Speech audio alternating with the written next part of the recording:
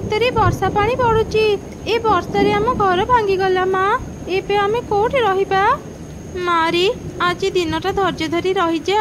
ଆମେ କାଲି ହିଁ ଏକ ନୂଆ ଘର ତିଆରି କରିବା। ମୁଁ ପ୍ରତ୍ୟେକ ଦିନ କିଛି କିଛି ଟଙ୍କା ବ୍ୟାଙ୍କରେ ଜମା କରି ରଖିଛି। କାଲି ଆମେ ବ୍ୟାଙ୍କରୁ ସବୁ ଟଙ୍କା ଉଠେଇ ଆଣି ଏକ ନୂଆ ଘର ତିଆରି କରିବା। ଏମିତି ଶୁଣି ଚଢ଼େଇ ଛୁଆ ଖୁବ୍ ଖୁସି ହେଇଗଲା।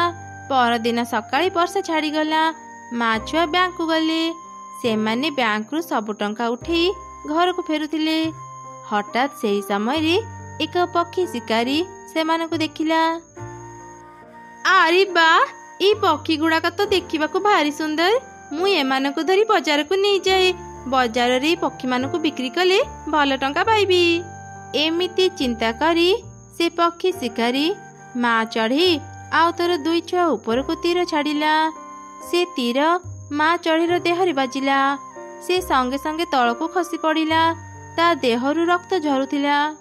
ମା, ଏସବୁ କଣ ହେଇଗଲା? ତୁମ ଦେହରୁ କେତେ ରକ୍ତ ଝରୁଛି। ମୁଁ ଏବେ ତୁମକୁ ହସ୍ପିଟାଲ ନେଇଯିବି। ନାଇଁ ରେ ମା, ହସ୍ପିଟାଲ ଯିବାକୁ ଆଉ ସମୟ ନାହିଁ।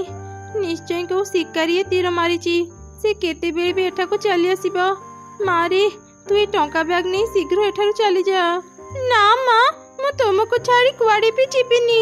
ମରିବାର ଯଦି ଥିବ ମୁଁ ବି ତୁମ ସାଙ୍ଗରେ ମରିବି। ପାଗଳାମି କରନି ମା। ଶିକାରୀ ଏଠାକୁ ଆସିବା ପୂର୍ବରୁ ଏଠାରୁ ଚାଲିଯା। ମୁଁ ଶିକାରୀ ପାଖରୁ ଖସି ପରେ ତ ପାଖକୁ ଯିବି। ଏଇ ଟଙ୍କା ବ୍ୟାଗ ନେଇ ତୁ ମିଟୁ ଆଣ୍ଟି ପାଖକୁ ଯା। ତାକୁ କହିବୁ ଏଇ ଟଙ୍କାରେ ସେ ତୋ ପାଇଁ ଏକ ନୂଆ ଘର ତିଆରି କରିଦେବ। ଆଉ କିଛି କାମର ବ୍ୟବସ୍ଥା କରିଦେବ। ଯା ମା, ଆଉ ଡେରି କରନି, ଶୀଘ୍ର ଯା। ତାପରେ ଚଢ଼େଇ ଛୁଆ ଟଙ୍କା ବ୍ୟାଗ ନେଇ କାନ୍ଦି କାନ୍ଦି ସେଠାରୁ ଚାଲିଗଲା। କିଛି ସମୟ ପରେ ଶିକାରୀ ସେଠାକୁ ଆସି ଦେଖିଲା ମା ଚଢ଼େଇଟି ମରିଯାଇଛି। ଆରେ, ଏ ପକ୍ଷୀଟା ତ ମରିଯାଇଛି। ଏବେ ମଲା ପକ୍ଷୀଟାକୁ ନେଇ ମୁଁ କଣ କରିବି? କେହି ବି ଆକୁ କିଣିବେନି। ଯାଏ ଆଉ ପକ୍ଷୀ ଖୋଜି ଦେଖେ। ଏମିତି କହି ସେ ଶିକାରୀ ସେଠାରୁ ଚାଲିଗଲା। ସେତେବେଳେ ସେ ରାସ୍ତା ଦେଇ ଏକ କାଉ ଯାଉଥିଲା। ସେ ବି ମା ଚଢ଼େଇକୁ ଦେଖିଲା। ଏ କଣ, ରିନୁ ତ ମରିଯାଇଛି। ତା ଝିଅ କୁନି ଏକଥା ଜାଣିନଥିବ।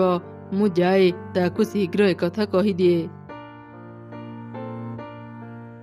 କୁନି, ଏ କୁନି, ରହ, ତୋ ସହ ଏକ ଜରୁରୀ କଥା ଅଛି। କଣ ହେଲା କାଉ ଅଙ୍କଲ? ମତେ କଣ ଜରୁରୀ କଥା କହିବ? ତୁ ଅନାଥ ହେଇଗଲୁ ରେ କୁନି। ମୁଁ ଏବେ ଦେଖିକି ଆସିଲି, ତୋ ମା ମରିଯାଇଛି। ମା, ଏସବୁ କଣ ହେଇଗଲା? ମୁଁ ଏକୁଟିଆ ଏବେ କେମିତି ବଞ୍ଚିବି? କାନି କୁନି, ଯାହା ହେବାର ତ ହେଇଗଲା। ହେଲେ ତୁ କୁଆଡେ ଯାଉଛୁ? ଆଉ ଏ ବ୍ୟାଗରେ କଣ ଅଛି? କୁନି କାଉକୁ ସବୁ ଘଟଣା କହିଲା। ସବୁ ଶୁଣିଲା ପରେ କାଉ ମନରେ ଲୋଭ ଆସିଲା।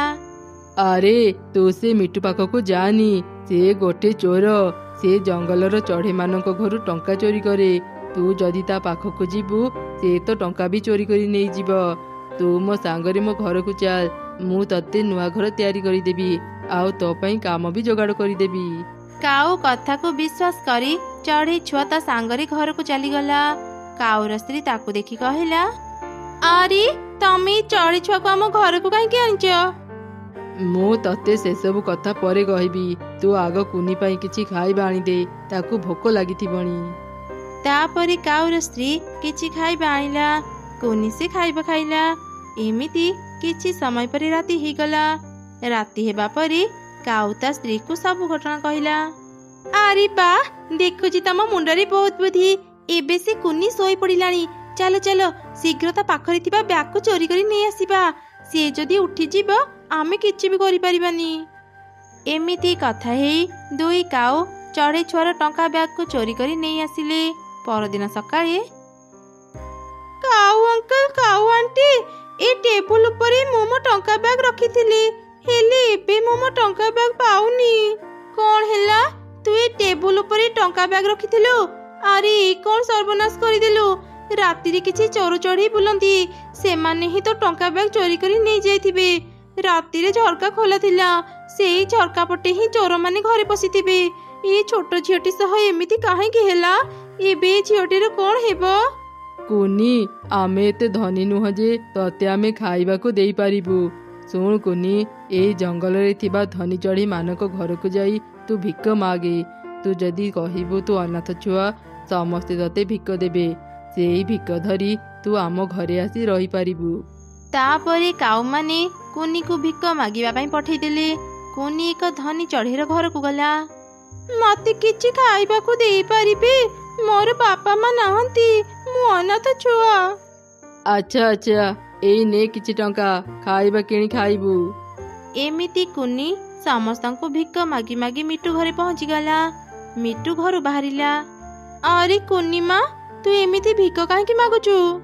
ଭିକ ମାଗୁଛି, କାହା ପାଖରୁ ଚୋରି କରୁନି। କାଉ ଅଙ୍କଲ କହିଥିଲେ ତୁମେ ଗୋଟେ ଚୋର, ତୁମେ ହିଁ ମୋ ଟଙ୍କା ବ୍ୟାଗ ଚୋରି କରିଛ। ମୋ ମା ଆଉ ଏ ଦୁନିଆରେ ନାହିଁ। ମୋ ଟଙ୍କା ବ୍ୟାଗ ତୁମ ପାଖରେ ଥିଲେ ମତେ ଫେରେଇ ଦିଅ। କଣ କହୁଛୁ ତୁ? ମୁଁ ତୋ କଥା କିଛି ବୁଝିପାରୁନି। ମୁଁ କାହିଁକି ତୋ ଟଙ୍କା ବ୍ୟାଗ ଚୋରି କରିବି? ଆଉ ତୋ ମାର ମୃତ୍ୟୁ କେବେ ହେଲା? ମୁଁ ଏ ବିଷୟରେ କିଛି ବି ଖବର ପାଇନି। ମତେ ପୁରା ଘଟଣା କହ। ତାପରେ କୁନି ମିଟୁକୁ ସବୁ ଘଟଣା କହିଲା। ଓ ଏଇ କଥା, ତାହେଲେ ତୁ ନିଜେ ହିଁ ଚୋର ଘରକୁ ଯାଇ ତାକୁ ଟଙ୍କା ଦେଇଛୁ।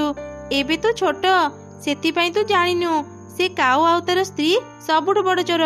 ସେମାନେ ହିଁ ଚଢ଼େଇ ମାନଙ୍କ ଘରୁ ଟଙ୍କା ଚୋରି କରନ୍ତି। ତୁମେ ଏସବୁ କଣ କହୁଛ?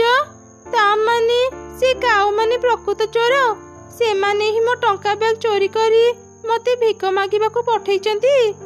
ତତେ ଆଉ ଭିକ ମାଗିବାକୁ ପଡିବନି, ତୁ ମୋ ଘରକୁ ଆ। ତୁ କିଛି ଖାଇବା ଖାଇ ଆରାମ କର, ମୁଁ ତ ଟଙ୍କା ଫେରେଇ ଆଣିବାର ବ୍ୟବସ୍ଥା କରୁଛି। ଏମିତି କୁନି ମିଟୁ ଘରେ ରହିଲା। ମିଟୁ ଏକ ବୁଢ଼ୀର ରୂପ ନେଇ କାଉ ମାନଙ୍କ ଘରକୁ ଗଲା। ଘରେ କିଏ ଅଛ? ବାହାରକୁ ଆସ। ହଁ, କଣ ହେଲା? କାହିଁକି ଡାକୁଛ? ତୁମେ କିଏ? ଆଉ ତୁମ ବ୍ୟାଗରେ କଣ ଅଛି? ଏ ବ୍ୟାଗରେ ଟଙ୍କା ଅଛି। ମୁଁ ପାଖ ଜଙ୍ଗଲରେ ରୁହେ, ଘରକୁ ଫେରୁଥିଲି। ସନ୍ଧ୍ୟା ହେଇ ଯିବାରୁ ମୁଁ ଆଉ ଘରକୁ ଫେରି ପାରିଲିନି।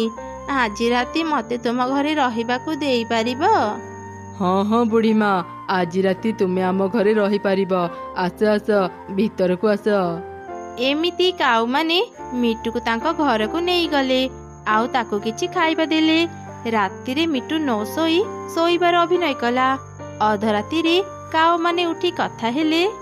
ଆରେ ଶୁଣ, ସେ ବୁଢ଼ୀ ତ ଶୋଇ ପଡ଼ିଥିବ, ଚାଲ ଚାଲ ତା ପାଖରୁ ସେ ଟଙ୍କା ବ୍ୟାଗ ନେଇ ଆସିବା। ଏମିତି କଥା ହେଇ କାଉମାନେ ମିଟୁର ବ୍ୟାଗ ନେଇ ଆଲମିରାରେ ରଖିଦେଲେ। ମିଟୁ ତ ଶୋଇ ନଥିଲା, ସେ ଚୁପ୍ ଚୁପ୍ କାଉମାନଙ୍କର ସବୁ ଘଟଣା ଦେଖୁଥିଲା। ଯେମିତି କାଉମାନେ ଶୋଇଗଲେ, ମିଟୁ କୁନିର ବ୍ୟାଗ ନେଇ ନିଜ ଘରକୁ ଫେରି ଆସିଲା। ପରଦିନ ସକାଳେ ମିଟୁ କୁନିକୁ ତା ବ୍ୟାଗ ଫେରିଦେଲା। ମା କୁନି, ଏଇ ନେ ତ ଟଙ୍କା ବ୍ୟାଗ। ଏ ବ୍ୟାଗ ମୁଁ କାଉମାନଙ୍କ ପାଖରୁ ନେଇ ଆସିଲି। ଏବେ ମୁଁ ତତେ ରହିବା ପାଇଁ ଘର କରିଦେବି। ହେଲେ ତା ଆଗରୁ ଚାଲେ କାଉମାନଙ୍କୁ ଉଚିତ ଶିକ୍ଷା ଦେବା। କାଉମାନଙ୍କ ଜାଗା ଏଠି ନୁହଁ, ଜେଲ ଭିତରେ। ହଁ ମିଟୁ ଆଣ୍ଟି, ତୁମେ ଠିକ କହିଛ। ଚାଲ ଏବେ ଥାନାକୁ ଯିବା। ଆରେ କଣ, ସେ ବୁଢ଼ୀ ତ ଏଠି ନାହିଁ। ସେ ବୋଧେ ଘରକୁ ଚାଲି ଯାଇଛି। ଭଲ ହେଲା, ସେ ଯଦି ଥାଆନ୍ତା ଟଙ୍କା ବ୍ୟାଗକୁ ନ ପାଇ ଏଠି ଝାମେଲା କରିଥାନ୍ତା। ଚାଲ ଚାଲ ଦେଖିବା ସେ ବୁଢ଼ୀର ବ୍ୟାଗରେ କେତେ ଟଙ୍କା ଅଛି। ଏ କଣ ସର୍ବନାଶ ହେଇଯାଇଛି? ଏ ବ୍ୟାଗରେ ତ ଟଙ୍କା ହିଁ ନାହିଁ, ଗଛର ପତ୍ର ଭର୍ତ୍ତି ହେଇଛି। କୁନିର ଟଙ୍କା ବ୍ୟାଗ ବି ଏଠି ନାହିଁ। ତା ମାନେ ସେ ବୁଢ଼ୀ ଟଙ୍କା ବ୍ୟାଗ ଚୋରି କରି ନେଇଯାଇଛି। ବୁଢ଼ୀ ଯାହା କରିଛି ଠିକ କରିଛି। ଏବେ ତମେ ମାନେ ଜାଣିବ ଅନ୍ୟକୁ ଠକିଲେ କେମିତି ଲାଗେ। ଏ କଣ ମିଟୁ, ତୁ ଆମ ଘରେ? ତୁ ପୋଲିସକୁ କାହିଁକି ଆଣିଛୁ? ମିଟୁ ସମସ୍ତଙ୍କୁ ସବୁ ଘଟଣା କହିଲା। ପୋଲିସ ଦୁଇ କାଉଙ୍କୁ ବାନ୍ଧି ଥାନାକୁ ନେଇଗଲେ। ମିଟୁ ସେ ଟଙ୍କାରେ କୁନିକୁ ଏକ ସୁନ୍ଦର ମଜବୁତ ଘର ତିଆରି କରିଦେଲା, ଆଉ ତା ପାଇଁ ଏକ ଫୁଲର ଦୋକାନ ବି କିଣିଦେଲା। କୁନି ଫୁଲ ବିକ୍ରି କରି ତା ବାକି ଜୀବନ ବିତେଇଲା। ମା ମା, ଗତକାଲି ବହୁତ ବର୍ଷା ହେଇଥିଲା। ମୁଁ ଆଉ ମୁନି କିଛି ଖାଇବା ଯୋଗାଡ଼ କରି ନେଇ ଆସୁ। ପରେ ବର୍ଷା ହେଲେ ଆମକୁ ଆଉ ଖାଇବା ଖୋଜିବାକୁ ପଡ଼ିବନି। ଆରେ ମା, ଆକାଶର ଅବସ୍ଥା ଭଲ ନାହିଁ, କେତେବେଳେ ବି ବର୍ଷା ଆସିପାରେ। ତମେ ଦୁଇ ଜଣ ଏକୁଟିଆ ଜଙ୍ଗଲ ଭିତରକୁ ଯାଅନି। ମା ଚିନ୍ତା କରନି, ଆମର କିଛି ବି ହେବନି। ଆମେ ବେଶୀ ଦୂରକୁ ଯିବୁନି। ବର୍ଷା ଆରମ୍ଭ ହେଲେ ହିଁ ଆମେ ଘରକୁ ଫେରି ଆସିବୁ।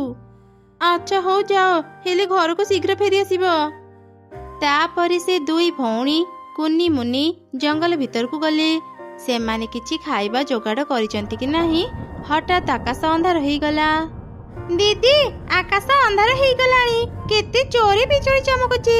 ଚାଲ ଚାଲ ଘରକୁ ଯିବା। ଆମେ ଯେତିକି ଖାଇବା ଯୋଗାଡ଼ କରିଛେ କିଛି ଦିନ ଆମକୁ ଆଉ ଖାଇବା ଖୋଜିବାକୁ ପଡ଼ିବନି। ମା ଆମ ପାଇଁ ବ୍ୟସ୍ତ ହେଉଥିବେ। ଚାଲେ ଏ ସବୁ ଖାଇବା ଧରି ଘରକୁ ଯିବା। ଏମିତି କଥା ହେଇ କୁନି ଆଉ ମୁନି ଖାଇବା ଧରି ଘରକୁ ଫେରିଲେ। ତମେ ମାନେ ଆସିଗଲ। ତମ ଦୁଇ ଜଣଙ୍କ ପାଇଁ ମୁଁ କେତେ ଚିନ୍ତାରେ ଥିଲି ଯେ ଏମିତି ଆକାଶ ଅନ୍ଧାର